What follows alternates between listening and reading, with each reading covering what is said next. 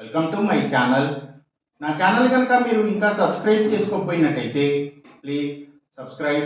ఈరోజు మనం ఈ వీడియోలో 1 జూలై 2025 అంటే మంగళవారం రోజు స్టాక్ మార్కెట్ ఏ విధంగా ఉండబోతుంది అనే ప్రెడిక్షన్ వీడియోని మనం చూద్దాం. అసలు మంగళవారం రోజు ఓవరాల్గా స్టాక్ మార్కెట్ ట్రెండ్ ఎలా ఉండబోతుంది అనేది తెలుసుకునే ముందుగా ప్రీ మార్కెట్ సెషన్ గురించి మనం ప్రెడిక్ట్ చేయాలి అంటే అంతకన్నా ముందు రోజు అంటే Monday American stock market Nasdaq mixed ట్రెండ్గా మూవ్ అయ్యే అవకాశం ఉంది. అందులో ఎక్కువగా నెగిటివ్గానే ట్రెండ్ అయ్యే అవకాశం ఉంది. అలాగే ఇక నెక్స్ట్ రోజు అంటే ట్యూస్డే మార్నింగ్ టైము ఒక పాజిటివ్ ట్రెండ్ని చూపించే అవకాశం ఉంది. ఏషియన్ మార్కెట్స్ ఒక పాజిటివ్ మూమెంట్ని చూపించే అవకాశం ఉంది. సో అలాంటి పాజిటివ్ ట్రెండ్ బిగినింగ్ మనకు దొరికిన తర్వాత మన మార్కెట్ ఓవరాల్ ట్రెండ్ మనం చూడాలి అంటే అది మిక్స్డ్ ట్రెండ్గా మూవ్ అయ్యే అవకాశం ఉంది. అందులో కొంతవరకు నెగిటివ్గా ట్రెండ్ అయ్యే అవకాశం ఉంది.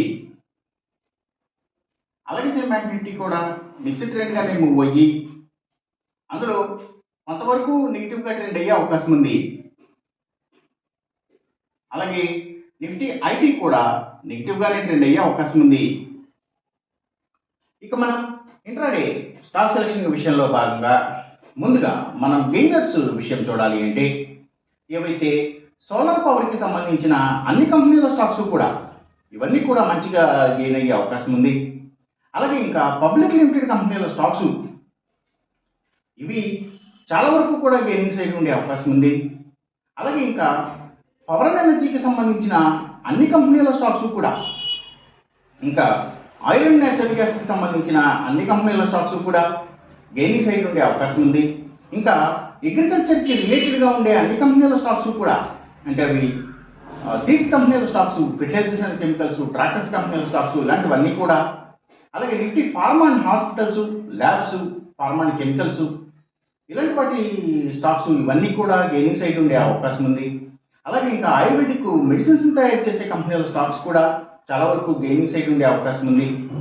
అలాగే ఇంకా పెట్రోకెమికల్స్కి సంబంధించిన కంపెనీల stocks, tours and travels, logistic supplies, cements, real estate sector stocks ప్రత్యేకించి ల్యాండ్స్తో డీల్ చేసే కంపెనీల స్టాక్స్ ఇవన్నీ కూడా గెయినింగ్ సైడ్ ఉండే అవకాశం ఉంది.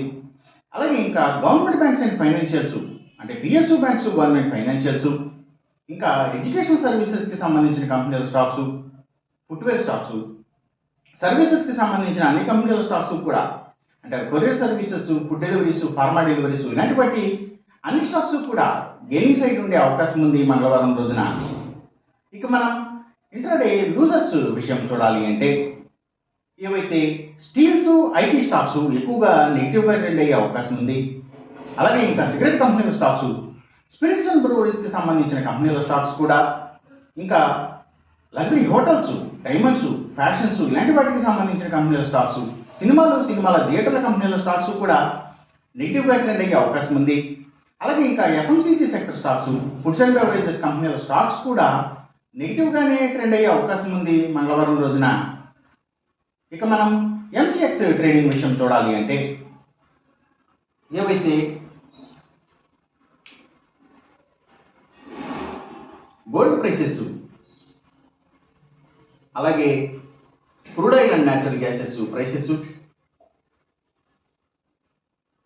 ఇంకా సిల్వర్ ప్రైసెస్ ఇవన్నీ కూడా పెరిగే అవకాశం ఉంది.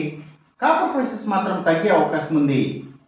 ఈ చెప్పిన రిజల్ట్స్కి ఏమాత్రం వ్యతిరేకంగా జరుగుతున్నట్టు మీకు అనిపించినా సరే ఇమీడియట్గా మీ బెట్ల నుంచి వెనక్కి వచ్చేసేయండి. ఇది కేవలం ఒక ఆస్ట్రాలజికల్ ప్రెడిక్షన్ మాత్రమే, దయచేసి గమనించండి. అలాగే ఈ వీడియో కనుక మీకు నచ్చినట్టయితే నా ఛానల్ని సబ్స్క్రైబ్ చేయండి. అందరికీ ఈ వీడియోని షేర్ చేయండి, లైక్ చేయండి. Thank you for watching.